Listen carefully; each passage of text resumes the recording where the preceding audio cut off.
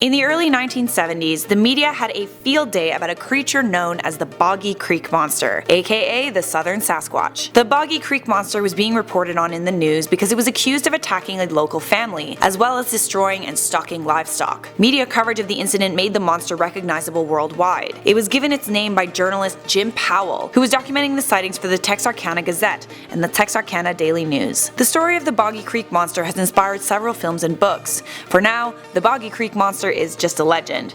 But what if it weren't? Today, Life's Biggest Questions asks, what if the Boggy Creek Monster was real? Hello and welcome back to Life's Biggest Questions, the channel that asks the fundamental questions of life. You've just tuned in to another installment of our Urban Legends series. If you enjoy this kind of content, make sure you like, subscribe, and turn on notifications, and don't forget to tell us some suggestions in the comments below so we can keep bringing you great videos just like this one. Just a reminder to stick around until the end of the video where we will be responding to some of your comments. Stay tuned. To better understand what would happen if the Boggy Creek Monster was real, we are going to have to learn a little bit about it. The popularity of the legend has somewhat fizzled out since the 70s, and you may not have ever heard of the Boggy Creek Monster before. So here's what you need to know. According to witnesses, the Boggy Creek Monster resembles a Sasquatch-like creature. It's covered in long, dark, scraggly fur. It's estimated to be between 7 and 10 feet tall and to weigh 250 to 300 pounds. The creature has a huge chest that's 3 feet wide. Later reports from the 1980s claim that the creature was actually much bigger, at least 10 feet tall, with an estimated weight of 800 pounds. Reports and footprints claim that the beast may only have 3 toes, and it seems to be nocturnal. And despite what horror films and books might suggest about it, the Boggy Creek Monster seems to be an animal that roams in solitude, with little reason to lash out or kill humans, unless you provoke it, of course. In terms of the way it moves around, occasionally it has been seen galloping and swinging its arms, much like a monkey. Others say they have seen it running. Some witnesses have reported that the Boggy Creek Monster, frankly, doesn't smell the greatest. It smells like a combination between a wet dog and a skunk, and for good reason. The Boggy Creek Monster roams around an area that is notoriously swampy. The region is essentially acre upon acre of unexplored habitat. Very few people live around there because of the difficult and boggy terrain. Most of the sightings happen in and around the town of Fouke, Arkansas. The town of Fouke only had about 500 inhabitants in the 1970s and only 1,000 in the outlying areas. The Boggy Creek Monster is also known as the Fouke Monster because it's been seen many times near Fouke, Arkansas. Fouke, Arkansas is in southwest Arkansas in Miller County, which is right on the border of Texas, Arkansas, and Louisiana. The legend of the Boggy Creek Monster, or the Beast of Boggy Creek, states that it haunts an area of Arkansas from the Sulphur River bottoms to the small town of Fouke. Over many years, countless witnesses have come forward to report sightings of the creature, as well as sightings of footprints, especially in and around Fouke. For this reason, the Beast of Boggy Creek has become somewhat of a tourist attraction, and it's Fouke, Arkansas's most well-known inhabitant. Recorded sightings began in 1971, but local sightings are believed to have gone back more than a century. Whispers about a large, hairy ape man stalking the South were heard among locals as far back as 1856, but sightings were often mocked and brushed off as nonsense. There were also sightings from the 1940s that were recorded in the area of Jonesville. At the time, the creature was known as the Jonesville Monster. These sightings were not reported to authorities or news outlets. Essentially, reports linked to the Boggy Creek Monster have been around since the area had human inhabitants. Then, once the 1970s hit, a couple who had just moved to Fouke, Bobby and Elizabeth Ford, told the media that a creature attacked their new home late at night on May 2nd, 1971. Elizabeth told the media that she thought she heard some sort of animal moving around outside in the night prior. Then, on the night of May 2nd, a hand reached through a screen window where Elizabeth was sleeping on a couch. Her husband and brother Don then chased it away and fired several shots at it, but after the encounter they suffered from mild shock. Apparently Bobby was attacked by the creature and subsequently went to the hospital to be treated for injuries and shock. That was when Bobby's doctor notified the local media, who went to the Ford house. No traces of blood were found, but 3-toed footprints were found near the house,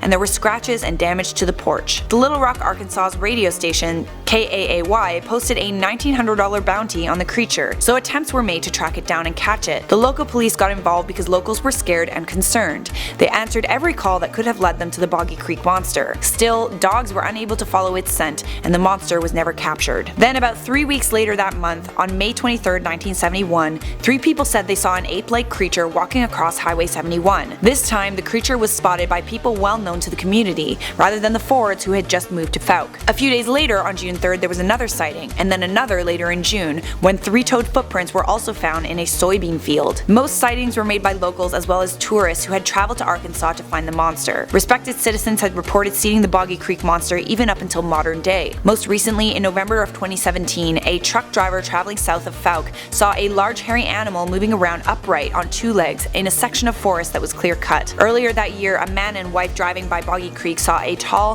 human-looking figure standing by the tree line. Knowing that it could not have been a human, the wife shouted, "What was that?" But her husband could not look back fast enough to see the monster. So what are the chances that the Boggy Creek Monster actually exists? Well, there have been track and claw marks discovered that are believed to belong to the Boggy Creek Monster. There was a set of footprints discovered where the foot that made them had to be 17 inches long and 7 inches wide. That being said, following the initial Ford sighting, Dr. Frank Schambach of Southern Arkansas University said there was a 99% chance that the tracks were a hoax. He said that the prints could not have belonged to a species of ape because the creature had 3 toes. All primates have 5 toes. Furthermore, the region where the sightings took place has no history of nighttime primates. There were a substantial amount of fake sightings reported, each time the person was fined $59. Unless the Boggy Creek Monster is a species of animal we know nothing about, it's probably not real. But hang on just a second. This video is not about whether or not the Boggy Creek Monster is real. It's about what would happen if it were real.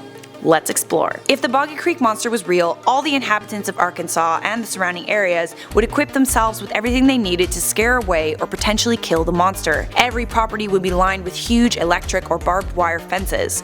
Farming and livestock fields would be closed off, as the Boggy Creek Monster is known to hunt livestock and attack local dogs. If there really was an elusive Sasquatch-like creature roaming around Arkansas, there would no doubt be attempts to track it down and capture it. Scientists would want to capture it for the sake of study. The discovery of a previously unheard of species of primate would be groundbreaking. Many questions would need to be answered, like how did the Boggy Creek Monster come to live in the southern United States? What does it eat? Can it communicate, and are there any others like it? A discovery like this could even legitimize other legends about Sasquatch-like creatures like Bigfoot and the abominable snowman. If the beast of Boggy Creek really exists, does that mean the other giant ape-like urban legends do too? At the same time though, hunters would travel from across the world to try and kill the Boggy Creek Monster and have it stuffed. All of the media coverage would spark reality shows surrounding the beast of Boggy Creek. The media frenzy and terrorized locals would catch the attention of the US government.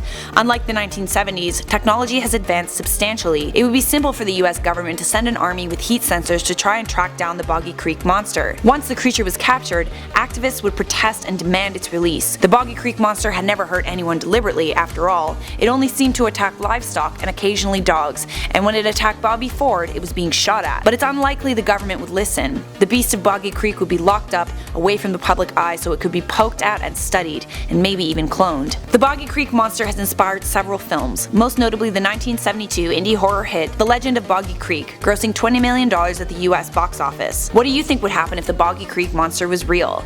Let us know in the comments below. For now, it's that fun part of the video where I'm going to respond to some of your comments. Floating Fireworks said, "These comments about to be lit." So lit right now. Tiger Tackler said, "When did people stop believing in the old gods, such as Thor, Zeus, Hades, etc.? Well, you're actually talking about Greco-Roman polytheism. Polytheism is the belief in more than one god, but I believe polytheism began to decline during the rise of Christianity, and this of course happened in the first few centuries AD. Shakur said, "What if LBQ became the biggest YouTube channel? I wouldn't mind that, then PewDiePie would finally know who I am." The Unfamiliar said, "Why is God called he and not she?" That is a very good question, perhaps one of life's biggest questions. There have been civilizations who followed female gods, as well as civilizations that believe men and women were equal. Apparently he's referred to in masculine terms because that is the way God has chosen to reveal himself to us. A famous Christian scholar, C.S. Lewis, has suggested that our understanding of gender is minuscule, and that we are all feminine in relation to God. But you know what? That's a really good idea. Maybe I'll suggest it as a topic on this channel. Jonathan Syme said, "I like it when Charlotte narrates these videos." Aw, hey thanks. Yukari Yakumu said, "Will there be video games in heaven?" I assume there's pretty much anything you could want in heaven, but who cares about video games when you can mess with mortals? Wiv Suhail said, "This channel is really great. I think you should make a video about Noah's Ark." Glad you like our videos, but we actually have made a video about Noah's Ark. You can check that out by clicking the link on the screen right now, or if you enjoyed this video, you'll love our playlist Biggest What Ifs. That's it for me. Thank you for watching Life's Biggest Questions.